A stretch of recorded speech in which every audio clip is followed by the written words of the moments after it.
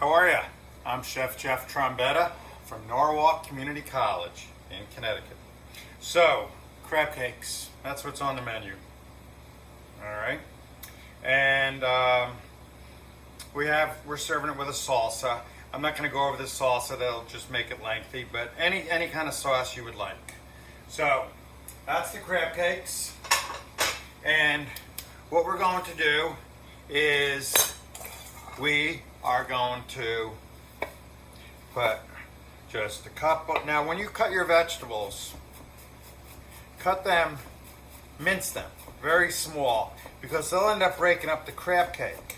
Some people saute their vegetables first, okay, to avoid that. All right, so mince it, okay. So I'm going to go through it again. All right, give myself some cutting room here.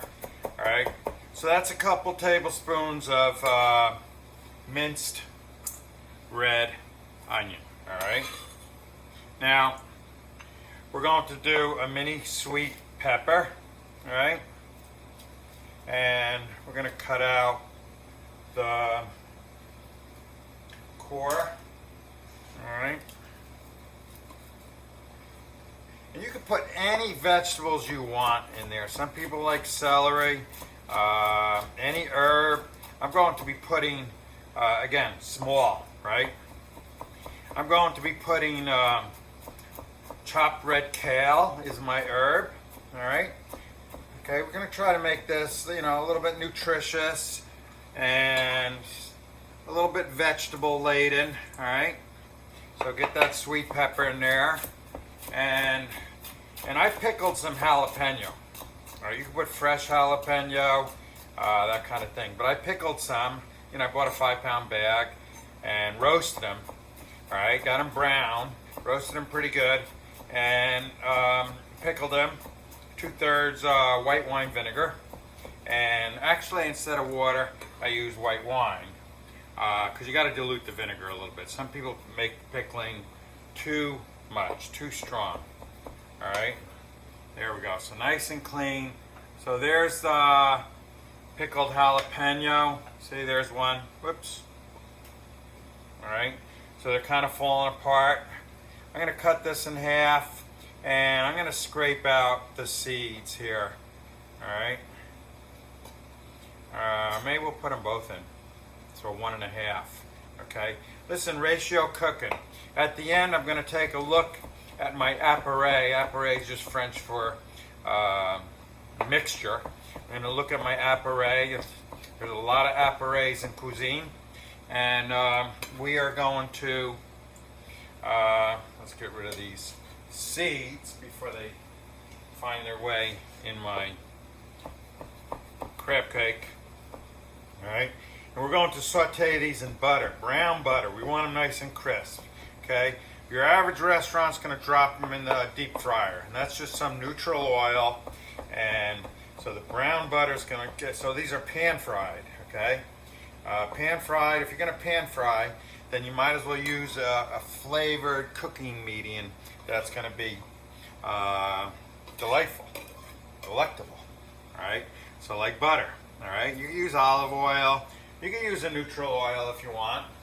And okay. So we have our veg. Now might as well get our chopped red kale in there. All right. Keep your knives nice and tuned up. All right.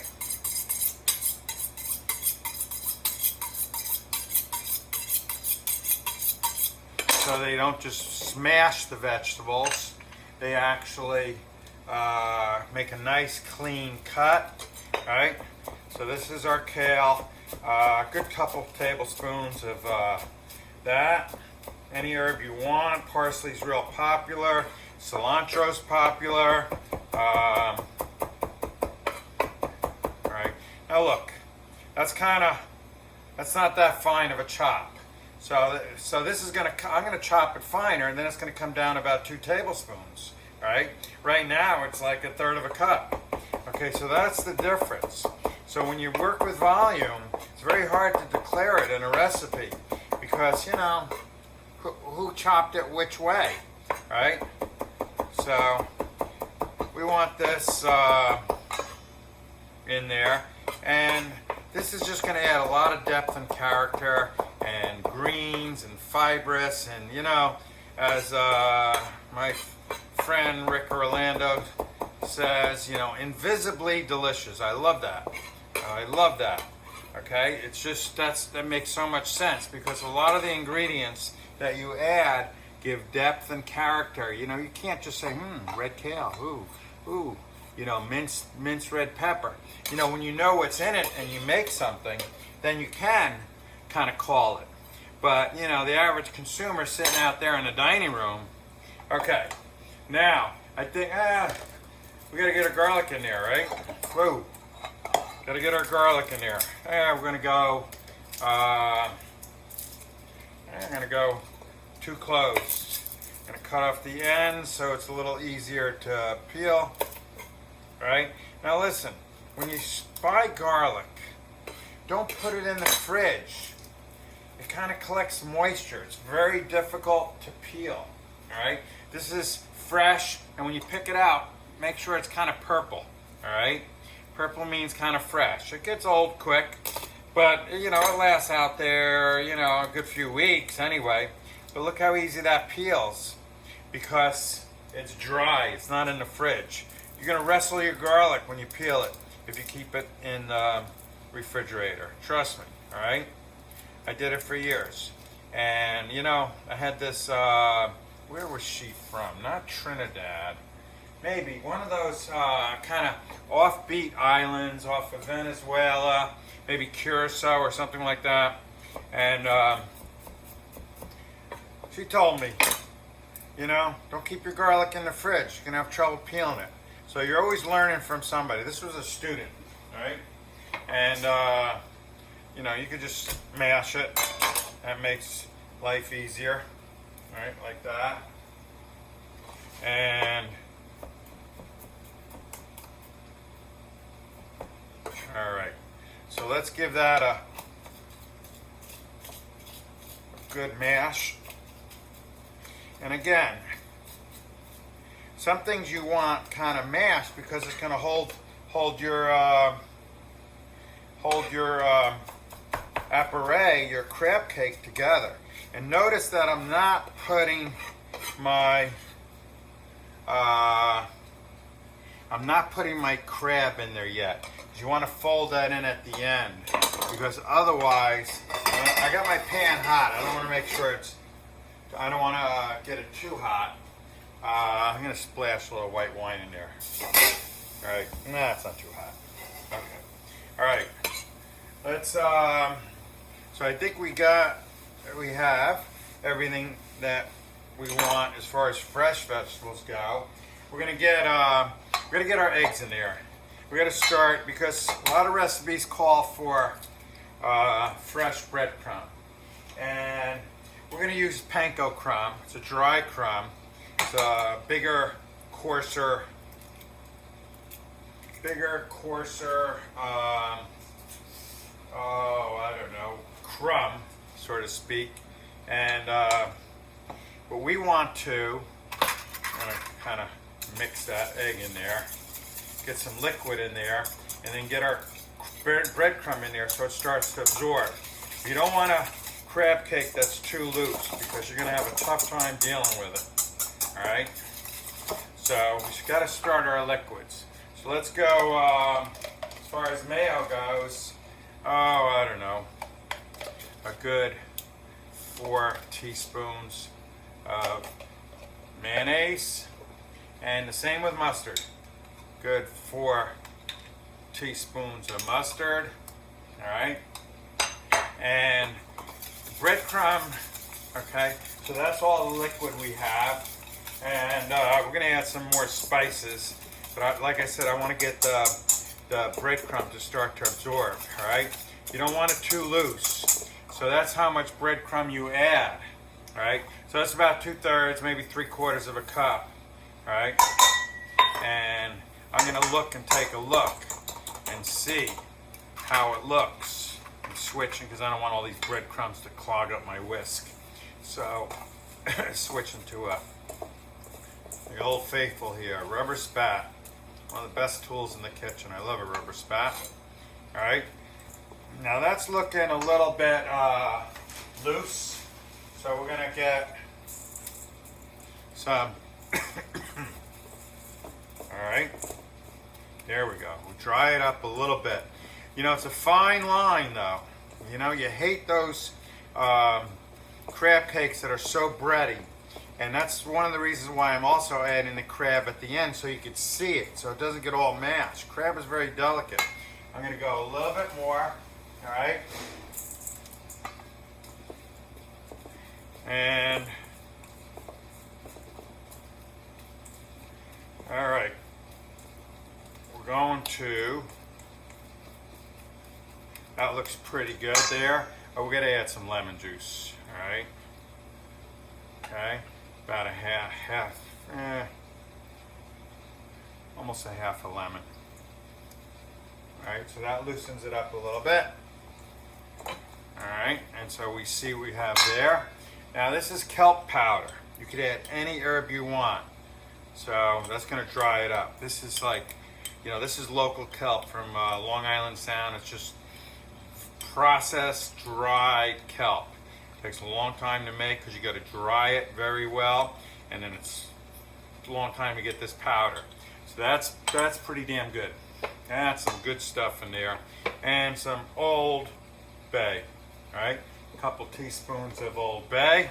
Right, a couple teaspoons of kelp powder. See, that dried it up pretty good, and a little Himalayan pink salt.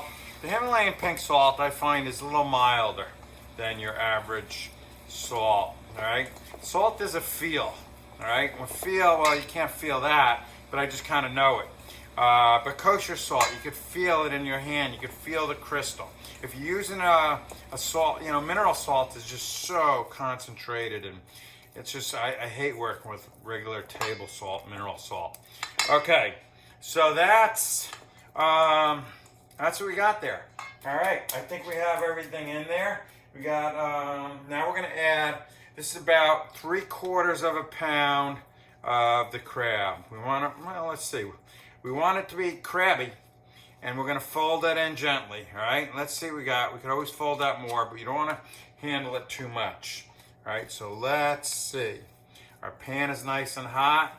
We're just gonna bread this, kinda, okay, you don't wanna mash it up too much, all right?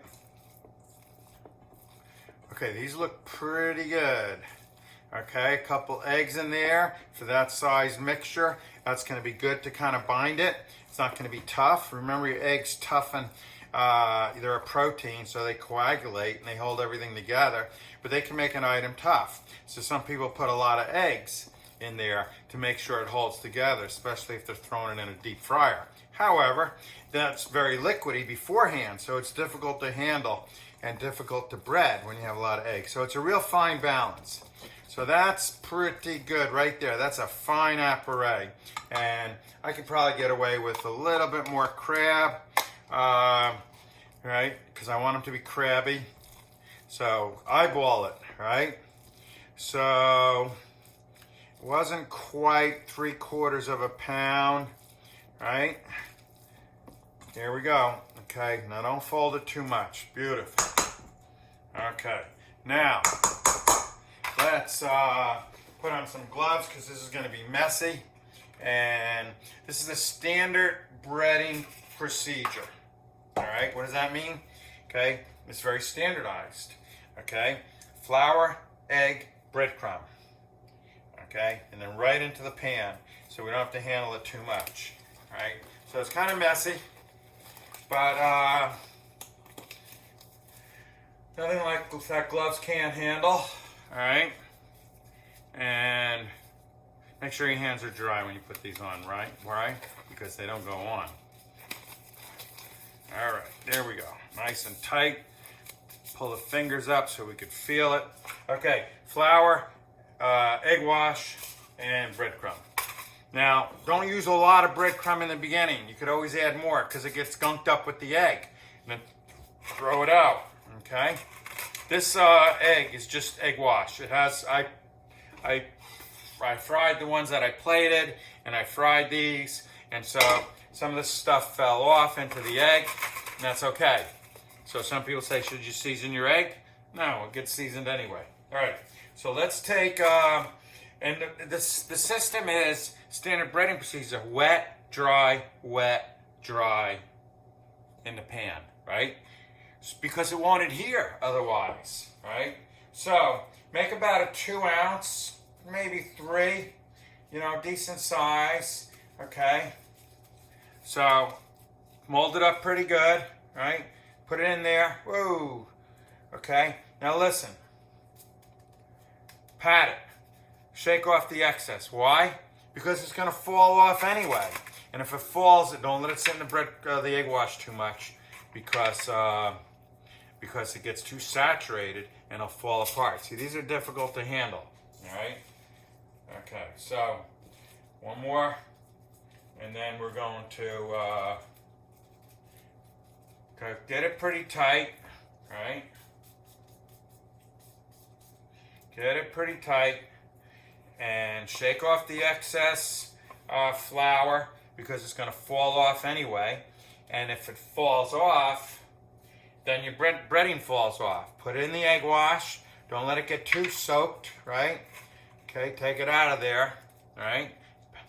Reshape it, because it kind of falls apart. Get this stuff out of the way, all right? And take off your gloves and get your butter in your pan.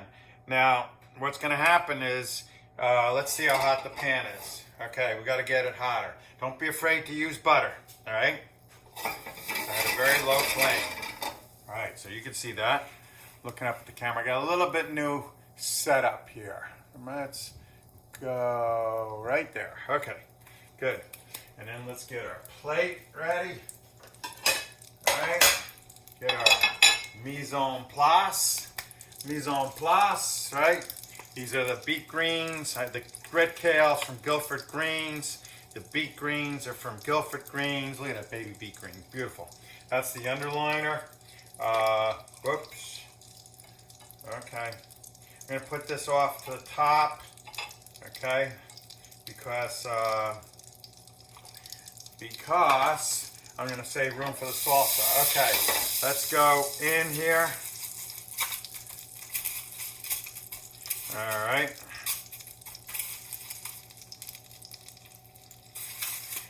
So you don't want the pan to burn, so you got to get your product in there right away. That cools the pan, right? Now, they seem a little loose, which is actually perfect, because, and I'm going to add more butter, which helps cool the pan down. I'm going to turn down my heat, all right? And let them brown nicely. Get that butter all the way around. See how that butter's brown? I don't know if the camera depicts that very well, but let's put this stuff aside. Let's clean up a little bit. All right.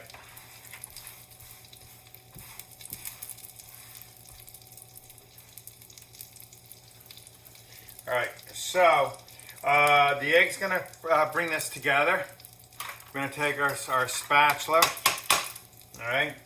We're gonna move them around. We don't want them to get too brown too early. So look, I'm gonna peek, but I think I'm gonna.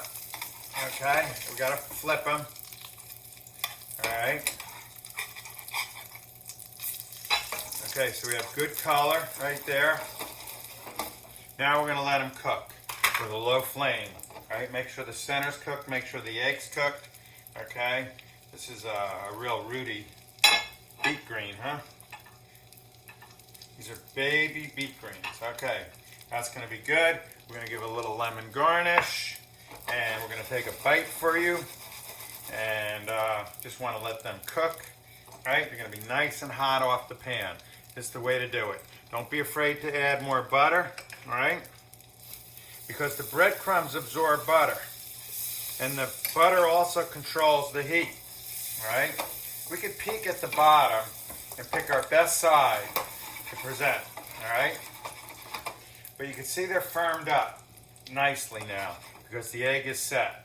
You just don't want them too bready, like I said, so you want a fine line. So you want them a little bit loose, but just tight enough so you can handle them. All right, just tight enough so you can handle them without them falling apart with your standard breading procedure. And so I'm sure the center's cooked, so I just want to kind of peek at the color. We're gonna go, shouldn't have flipped it. All right, we got to turn this baby up. There we go. Okay. Because you don't want to handle them too much. They're delicate. This is for family. This is for special guests. This is something you pay a lot of money for. By the way, that's lump crab meat. It's just from the body, from the inside of the legs. It's not claw. And there we go. Okay, so we're cooking now. All right, so you don't want to flip these too much. I shouldn't have flipped that one. I don't like that color. There we go. So I want a nice brown, golden. All right. There we go. So those are our presentable sides right there. All right. Now we don't need to drain these on towel because we have a nice brown butter, nutty butter flavor. I'm going to go right on the plate. All right. Okay, these are pretty big. These are about 3 ounces each, and so we should have probably picked a bigger plate. But that's okay. All right, just like that.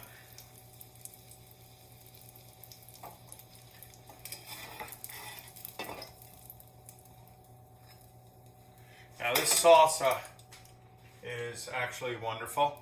You know, it's got yellow sweet peppers and lots of tomato. These are fine ripe tomatoes, red onions. I got some fresh jalapeno in here. And I have a little bit of annatto oil. What's annatto oil? Also called achiote, from the annatto seed. That's what they use to color their stuff yellow. You know, different cuisines use different things. Out in Europe, they use saffron. Even in the Middle East, they use, well, the Middle East is more turmeric, and let's get a little lemon on there. And Mexico, like they color yellow cheddar. Doesn't come out, you know, it's made from milk, right? Yellow milk doesn't come out of a cow. And hey, get up there. Anyway, so that's it. All right, let's take a bite. And oh man, put a little salsa on there. Take, all right.